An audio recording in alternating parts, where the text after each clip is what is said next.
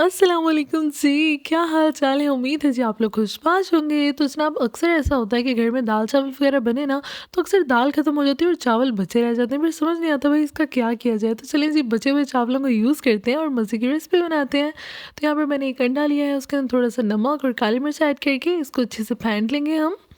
इसके बाद जी अब हमने एक पैन लेना है और उसके अंदर 3 टेबलस्पून ऐड कर देंगे ऑयल। और इसके बाद जो हमने अंडा फेंटा था वो हम इसके अंदर ऐड कर देंगे और इसको फ्राई कर लेंगे। और जनाब अगर आपने अभी तक मेरा चैनल सब्सक्राइब नहीं किया तो जल्दी से चैनल को सब्सक्राइब कर दें। और यहाँ पे देखिए मैंने अंडे को इस तरह से तोड़ लिया है छोटे छोटे पीसेस में। अच्छे से बस इसको हमने फ्राई कर लेना है। और इसके बाद जो इसमें ऐड कर रही हूँ चिकन। ये बॉइल्ड चिकन है, ऑप्शनल है, डालना चाहें तो डाल लें, अगर नहीं भी डालेंगे तो कोई भी मसला नहीं होने वाला। इसके बाद हाफ कप ऐड कर देंगे बंद गोभी, एक शिमला मिर्च और एक गाजर ऐड कर देंगे जिसको मैंने बिल्कुल फाइन चॉप किया हुआ है।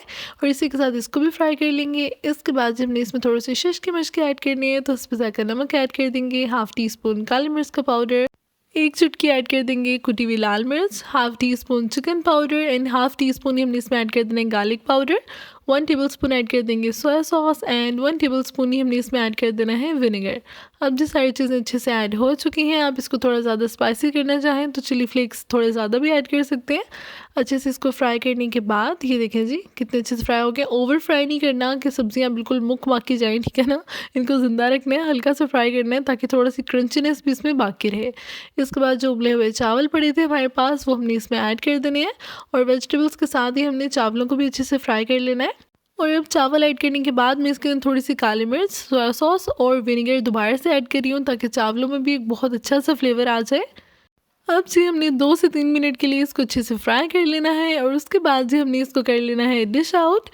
और यहाँ पर जी हमारे बेहतरीन से वेजिटेबल फ्राइड राइस कह लें या एग फ्राइड राइस कह लें, बिल्कुल रेडी हैं। देखें झटपट से तैयार होने वाले हैं कि बचे हुए चावल थे उसकी समझ नहीं आ रही थी कि क्या करें, तो झटपट से 2 मिनट के अंदर ना आप इसके ज़बरदस्त से फ्राइड राइस बना सकते हैं। तो उम्मीद करती हूँ आपको रेसिपी अच्छी लगी होगी, इसको ज़रूर ट्राई कीजिएगा, बच्चों के तो ये फेवरेट होते हैं।